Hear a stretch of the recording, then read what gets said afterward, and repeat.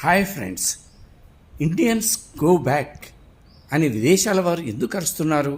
ప్రపంచపు మొదటి అగ్రదేశమైనటువంటి నా భారతదేశం ఈ రోజున ఇంకా డెవలపింగ్ కంట్రీగానే ఎందుకు ఉండిపోయింది ఫ్రెండ్స్? నేటి మన సమాజంలోని లోపాలను దిద్దుకోవడానికి మనకు మన చరిత్రే మోటివేషన్ కాదంటారా?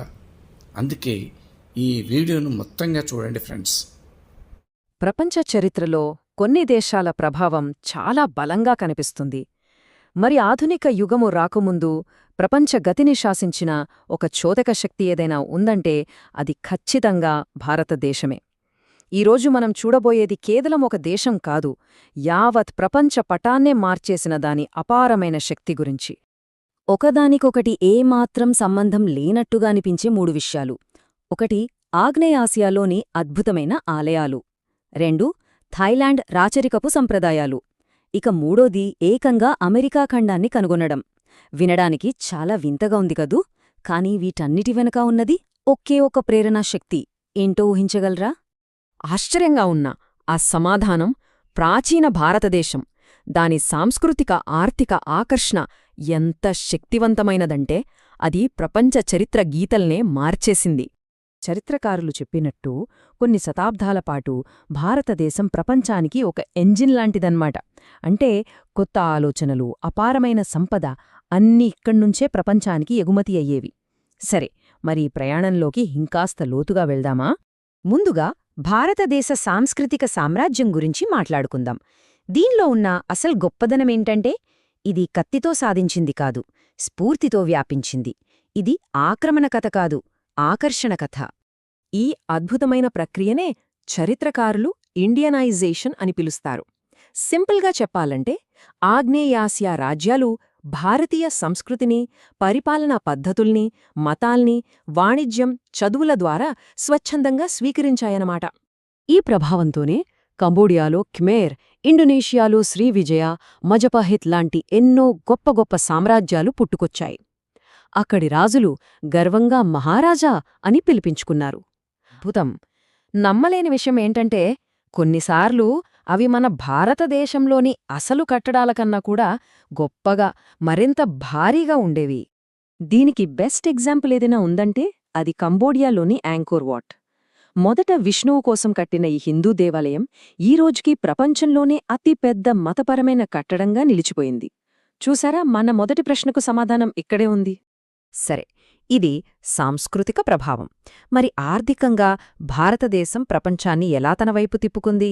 ఇక్కడే అసలు కథ అదేనండి, నల్ల బంగారం కథ మొదలవుతుంది. ఆ రోజుల్లో భారతీయ సుగంధ ద్రవ్యాలకు, ముఖ్యంగా మిరియాలకు ఉన్న విలువ అంతా ఇంతా కాదు. వాటిని ముద్దుగా నల్ల బంగారం అనేవాళ్లు. ఎందుకంటే ఆ రోజుల్లో రెఫ్రిజిరేటర్లు లేవు కదా, ఆహారాన్ని పాడుకాకుండా నిల్వ చేయడానికి ఇవి చాలా అవసరం. అందుకే యూరప్లో వీటి బరువుకి సరితూగే బంగారమిచ్చి మరీ కొనేవారు. కాని ఇక్కడే ఓ పెద్ద చిక్కొచ్చిపడింది. భారతదేశం నుంచి బయల్దేరిన సరుకు యూరప్ చేరేలోపు మధ్యలో ఒట్టమన్ సామ్రాజ్యం భారీగా పన్నులు వేసేది. ఆ తర్వాత వెనీషియన్ వ్యాపారులు తమ గుత్తాధిపత్యంతో ధరను ఆకాశానికి పెంచేసేవాళ్లు. దీంతో యూరప్కి వెళ్లేసరికి దాని అసలు ధర కన్నా ఎన్నో వందల రెట్లు ఎక్కువయ్యేది.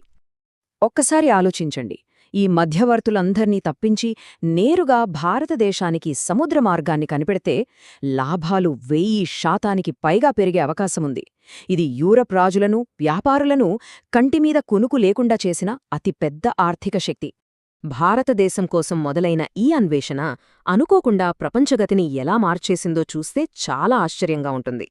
ఇది కేవలం ఒక కొత్త దారిని కనుగొనడం కాదు, కొత్త ప్రపంచాలని సృష్టించింది. యూరప్ అన్వేషకులను ముందుకు నడిపించినవి 3 ప్రధాన ఆశలు.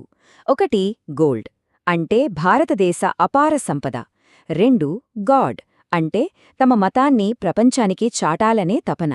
3, గ్లోరీ అంటే తమ దేశం పేరు చరిత్రలో నిలిచిపోవాలన్న కీర్తి కండూతి. ఈ తేడా చూడండి.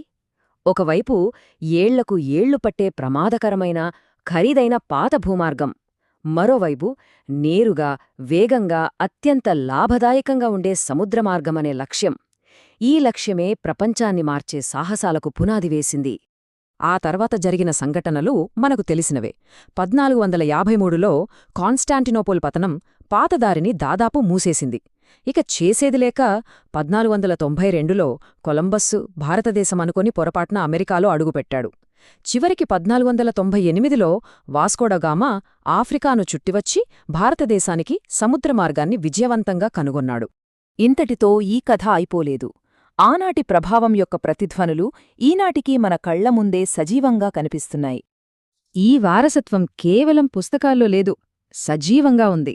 ఉదాహరణకి ఇండోనేషియాలో బాలి ద్వీపం నేటికీ ఒక హిందూ సాంస్కృతిక కేంద్రంగా ఉంది. థాయిలాండ్, ఇండోనేషియా ఈ రెండు దేశాల జాతీయ చిహ్నం విష్ణువాహనమైన గరుడ. థాయిలాండ్ పాత రాజధాని పేరు అయుధ్య, మన అయోధ్య నుంచే వచ్చింది. కాబట్టి భారతదేశ సంపద కోసం జరిగిన ఈ అన్వేషణ కేవలం ఒక కొత్త వాణిజ్య మార్గాన్ని తెరవలేదు, అది తెలియకుండానే మొత్తం ప్రపంచపటాన్ని తిరగరాసింది, కొత్త సామ్రాజ్యాలకు పునాదివేసి ఆధునిక ప్రపంచానికి దారితీసింది. ఒక్క భారతదేశాన్ని కనుగొనాలనే ఆకాంక్ష ప్రపంచ రూపురేఖలనే మార్చినప్పుడు చరిత్రలో మరుగునపడిపోయిన ఇలాంటి కథలో ఇంకెన్నున్నాయో.